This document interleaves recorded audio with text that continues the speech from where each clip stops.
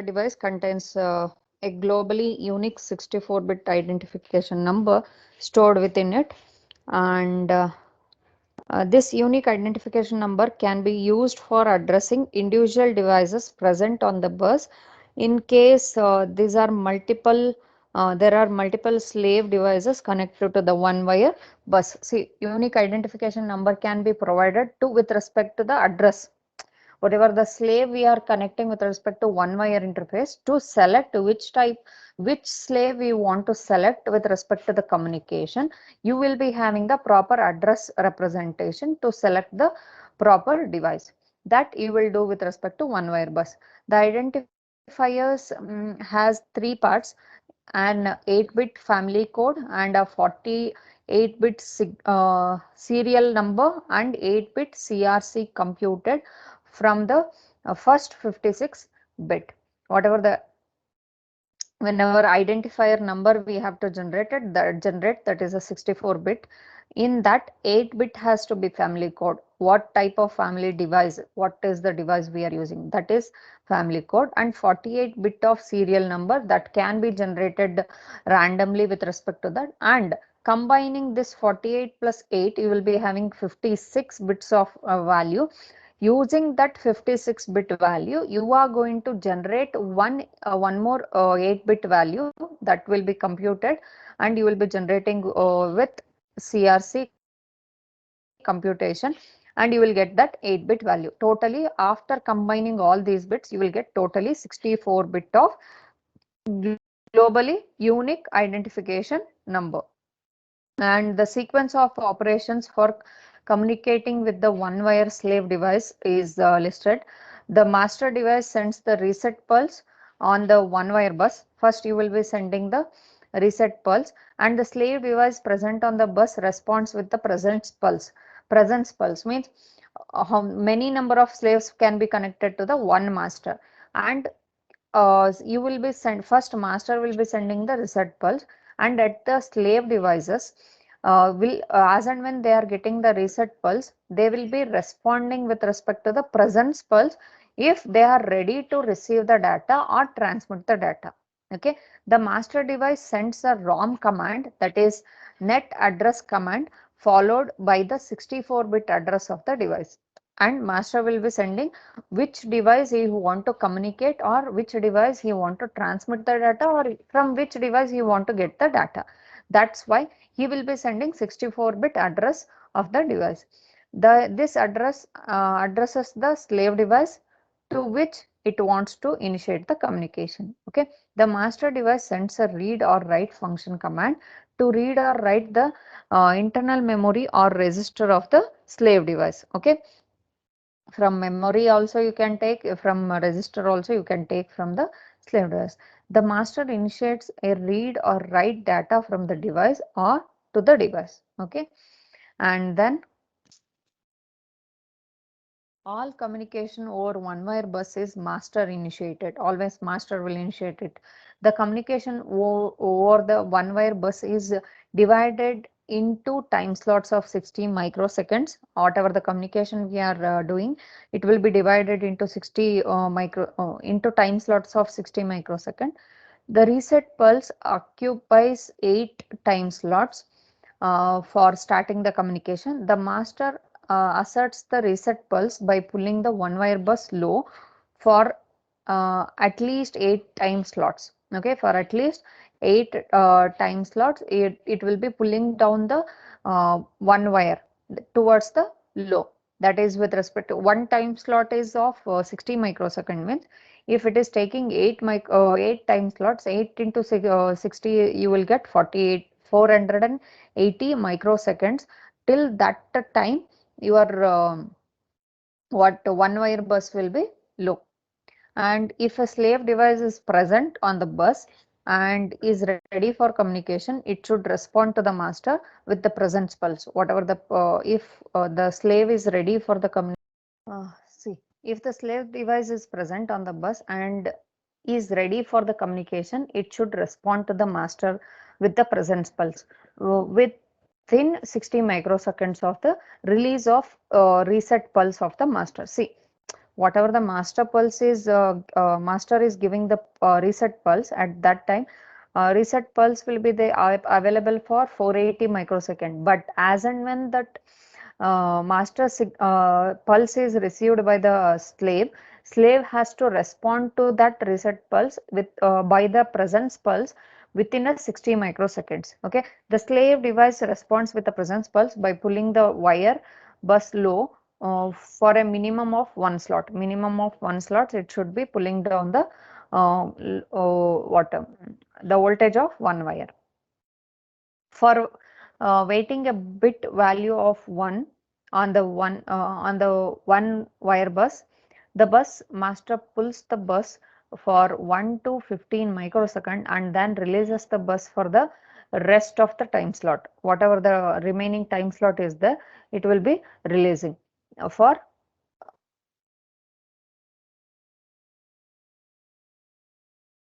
okay, and a bit value of 0 is written on the bus by master pulling the bus for a minimum of one time slot and maximum of two time slots. See, if you want to make the wire value or you want to write the bit value 1 towards the master or slave, at that time simply if you are pulling the one wire bus for 1 to 15 microseconds, then you will be remaining time slots will be waste only, remaining time will be waste only. uh, if you are pulling the value of the one wire to 1 high for 1 to 15 microseconds, then automatically the value will be written. And if you want to make the value 0, but to make it 0, at least minimum one time slot, that is 60 microseconds, it should be pulled down, or else maximum of two time slots has to be maintained.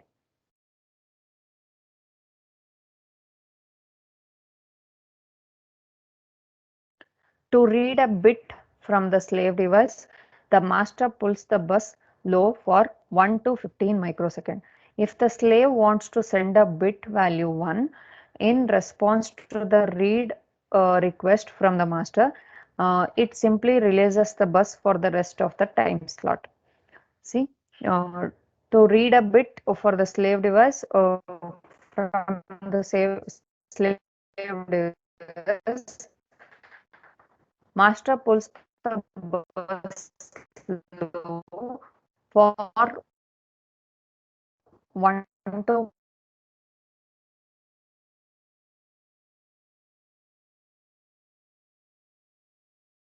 the time slot. Same way. If master will be pulling the bus for 1 to 15 microsecond, remaining time is there, no? Within that time, the slave will be sending the information, that is, it is having 1 or 0. Okay. Then we have parallel interface. The onboard parallel interface is normally used for the communicating with peripheral devices which are memory mapped to the host of the system. With respect to host of the system, it will be memory mapped. The host processor or controller of embedded system contains a parallel bus, and device which supports parallel bus can directly connect to this bus system. Okay. Any type of embedded system or microcontroller or processor, if it contains the parallel bus inside the circuitry, and it can support which can support parallel bus. The communication through the parallel bus is controlled by control signal interface between the device and the host. Whatever the device is there and who is the host, in between them you will be having the control signal interface. The control signal for the communication indicates read or write signal and device select signal. You will be having only this if you want to read or if you want to write, or else you will be having the device selection signal. Okay. The device normally uh, contains a device select line, and device becomes active only when the line is asserted by the host processor. Okay. And the direction of data transfer, that is host to device or device to host, can be controlled through the control signal lines for read and write. You will be having the direction of data transfer, that is host to device or device to host. It can be always controlled by read or write line. Okay. and only the host processor has control over the read and write operation. And the device is normally memory mapped to the host processor, and a range of address is assigned to it. Always you will be having the range of address from where you want to take the data or where you want to put the data. Okay, an address decode circuit is used to generating the chip select signal for the device. You will be having the address decode circuit where by using that you can select the chip, or chip select signal can be done, and you can transmit the signal through that one. And when the address selected by the processor is within the range assigned for the device, the decoder circuit activates the chip select line, and therefore the device becomes activated. See, if you address is selected, and whenever you want to select the actual memory area assign with respect to that, the processor will be checking for which line it should be connected with respect to that address. With respect to that address, what all the devices are connected. With respect to that, the device will be activated, and decoder circuit activates the chips select line also. Whatever the chip select line is there, that will be activated, and thereby device become active. The processor can read or write from or to the device by asserting the corresponding control lines, that is read bar or write bar, means it is a active low read or write function. If you are making that line 0, then those lines will get activated. You can see here the bus interface diagram shown in the figure illustrates the interfacing of the device through parallel interface. Here host, you will be having address bus, that is address decoder circuit also you have, and peripheral devices. Okay, and it is a data bus, and you will be having a read and write operation. You will be sending the signal from the host to the peripheral device that you want to read the data or you want to write the data. Okay, before doing this connection, you will be having this address bus. You will be, a host will be sending the address line, address value. That address will be decoded by using the address decoder circuit. As and when you are getting that decoded address, that will be connected with respect to the chip select line. This chip select line is connected to the peripheral devices. Whatever the device you want to select, with respect to that, whichever the line, chip select line is activated, that will activate the peripheral device. As and when that peripheral device is activated, then you can go through with respect to read or write operation. If you want to read the data, RD bar means this line has to transmit the 0 value towards the peripheral device. As and when read operation is done, the data which is present in this peripheral device has to be transmitted through this data bus towards the host, that is read operation. If you want to do the write operation, whatever the data present in your host will be transmitted through this data bus towards the peripheral device. That is related to parallel interface connection. Parallel interface.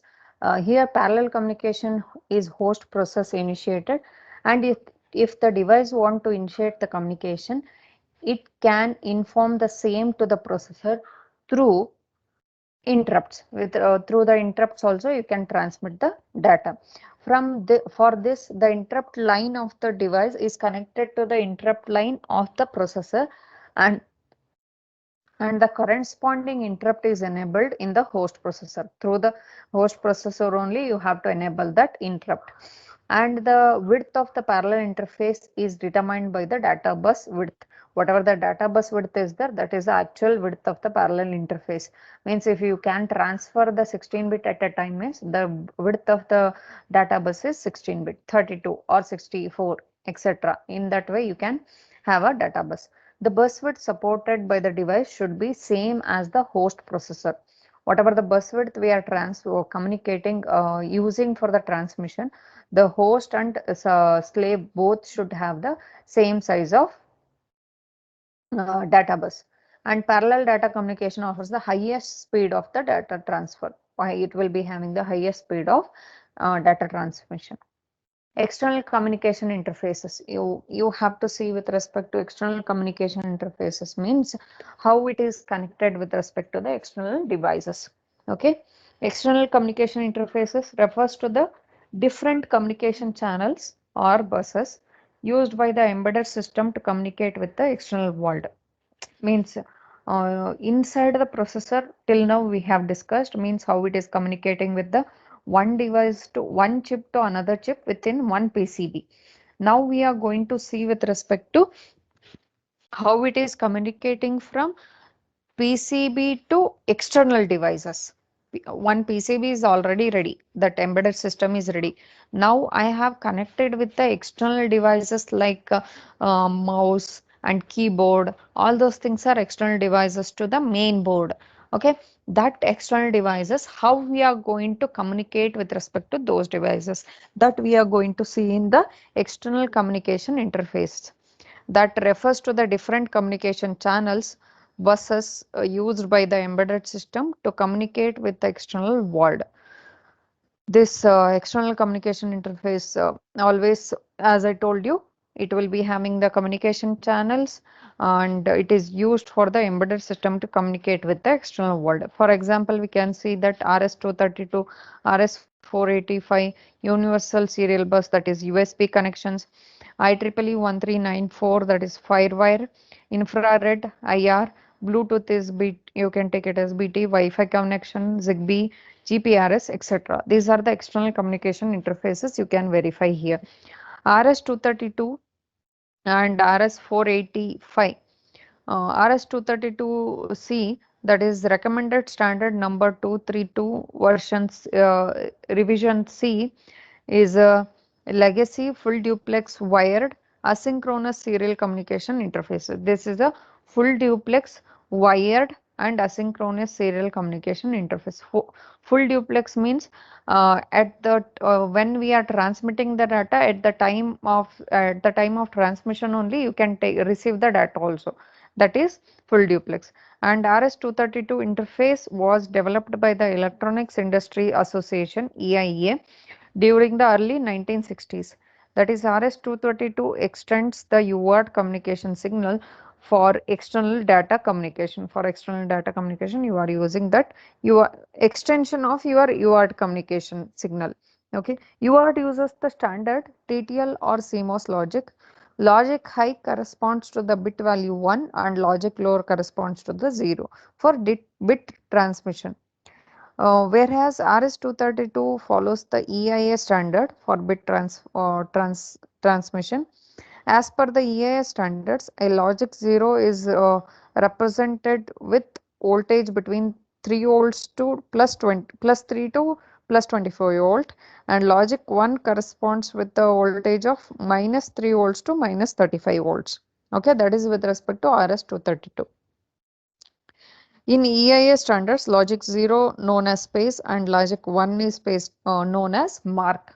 Okay, and you can see here the, for example, example of RS-232, I can, whatever we used for our laptop to connect with respect to the projectors, you have seen in the classes, we used to communicate or we used to connect the RS-232 cable with from our laptop towards the projector by using this RS-232 cables. Okay, this interface defines the various handshake and control signals, and for communication apart from the transmit and receive, signal lines of the data communications are there. You can see here DB9 and DB25, two RS-232 connectors are there. Okay, this RS-232 support two different type of connections, that is DB9 and DB25. DB9 is pin connector, DB25 is pin 25 pin connector. You can see here pin details of the two connectors as explained in the below. You can see the full zoomed version, same one only. Yeah, here for 9 pins, transmitter is third pin, receiver is second pin, request to send is for 7th pin, CTC clear to send is 8, and data set ready is for 6, ground is 5, DCD is data carrier direct is first pin, DTR is data terminal ready is for 4th pin, R is ring indicator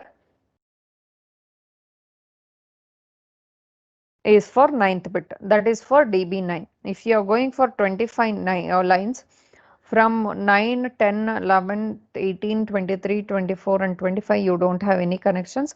For 21, signal quality detector, and for 19, secondary RTS, for 17, receiver signal element timing, and for 16, secondary receiver device receiver pin, and 15th pin, transmission signal element timing, 14, secondary transmitter, and 13 is secondary clear to send, and 12th is secondary data set,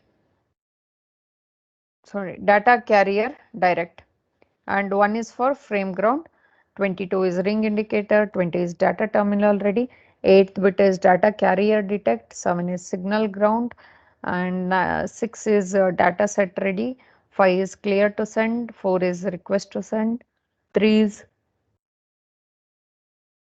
receiver pin for receiver signal data, second in is for pin is for transmit pin for transmitting the serial data. That you can see with respect to RS-232 connection for DB9 and DB25. And RS-232 is a point-to-point communication interface, and the device involved in RS-232 communication are called data terminal equipments. These are the data terminal equipments, and data communication equipments means these wires are used only for the communication with respect to the external devices. These are not a individual devices. We have a communication, we need to have a communication between the external device, means this line is needed. Okay, and if no data flow control is required, only transmission and receiver signal lines and there is no data flow control is required, then transmit and reception and ground line is required for data transmission and reception. The RxD pin of DCE should be connected to the transmitter DTE and vice versa for proper data transmission. You can see that DCE is receiver data carrier line should be connected for a transmitter, and data terminal end has to be connected for the data transmission. If hardware data flow control is required for serial communication, various control signal lines of RS-232 connection are used appropriately.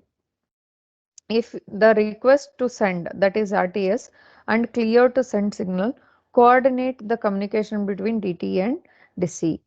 Whenever the DTE has the data to send, it activates the RTS line, that is request to send line, and if the DC is ready to accept the data, it activates the CTE, that is clear to send. Okay, transmitter and receiver have these type of communication lines, and data terminal ready, that is DTR signal is activated when DTE, when it is ready to accept the data. Okay, data set ready is activated when DCE, that is a receiver, is ready to establish a communication link.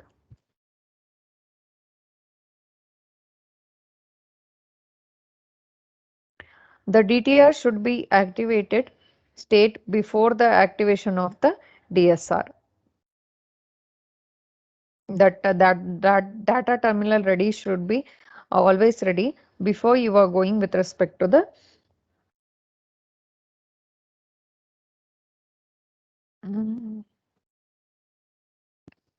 DSR, that is data set ready.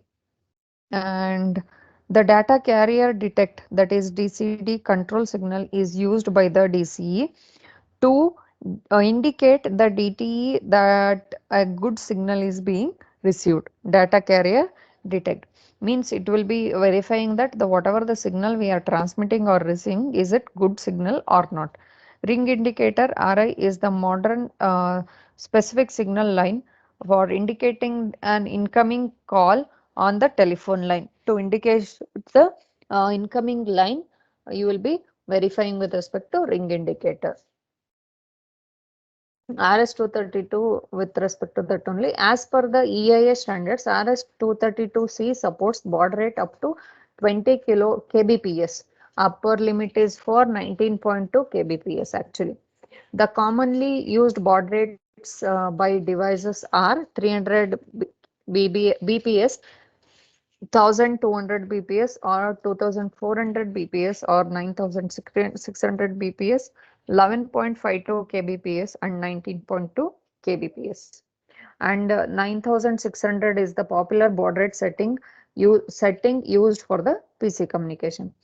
The maximum operating distance supported by RS-232 is 50 feet at the highest support of baud rate.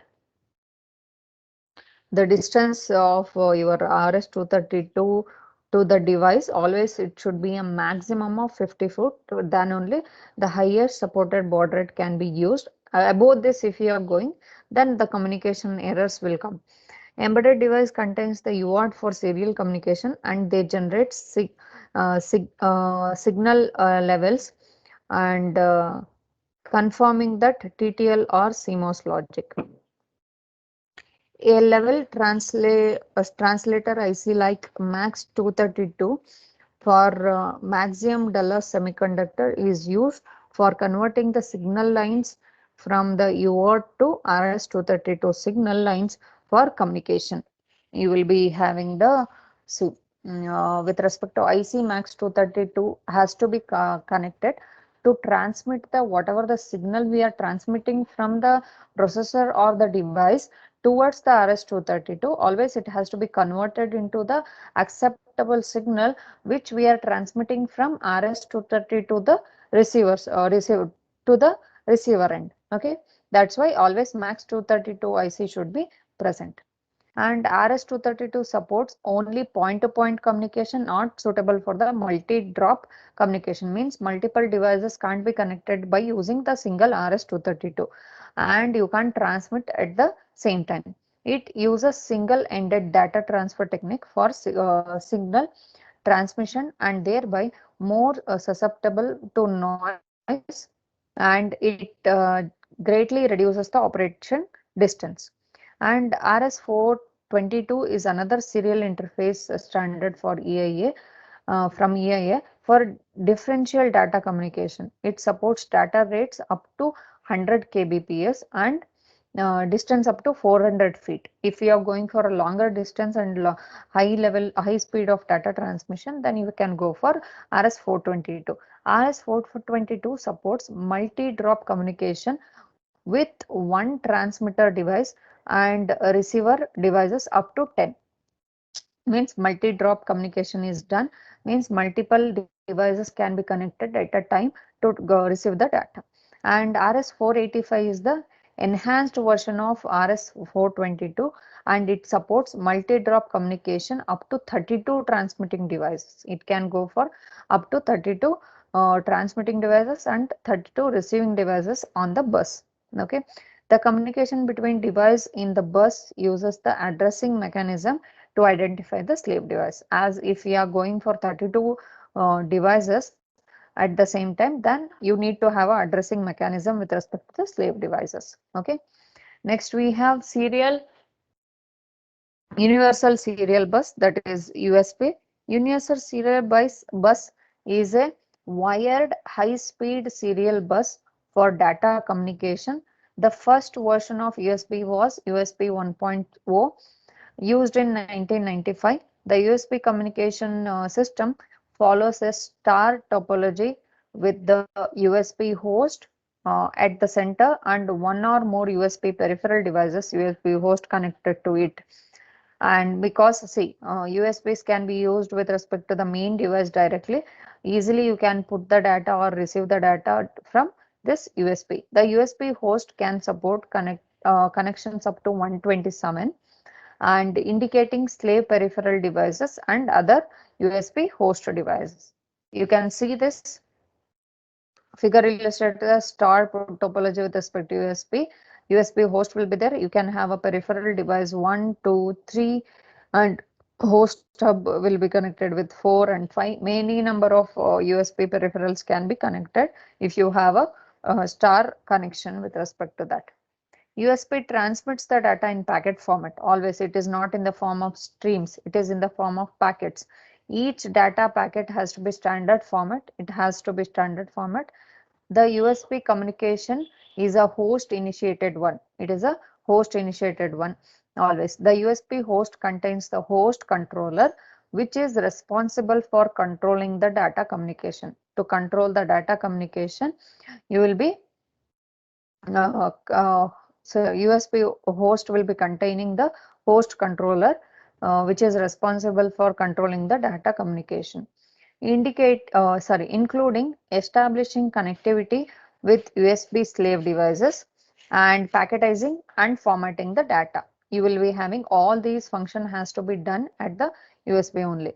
There are different standards for the implementing the USB host control interface, that is Open Host Control Interface OHCI and Universal Host Control Interface, that is UHCI. That see, the physical connection between USB peripheral device and master device is established with USB cable. USB cable is used to establish the communication. The USB cable supports communication distance up to 5 meter, maximum of 5 meter. The USB standard uses two different types of connectors at the end of the USB cable for connecting the USB peripheral device and the host device. You will be having two different types of connectors. One is with respect to USB peripheral device and with respect to one host device. Type A connector is used for the upstream connection with the host, that is with respect to connection with the upstream. And if you are going for type B connector used for the downstream connection connected to the slave. Okay, and USB connector present in the desktop PC or laptop are examples for type A. Whatever the device that we have in our laptops, it is a type A connection because our system act as a host. Okay, and both type A and B connectors contains the 4 pin in for communication. The pin details are here, that is U bus, V bus, that is carrier power, that is 5 volts has to be given, D minus differential data carrier line and D plus differential data carrier line. With respect to negative data means active low data, if it is plus means active high data, and you will be having a ground signal line. You can see type A connection, type B connector and type C connector. Okay, type B is also in your system, I think so. No, it's not there.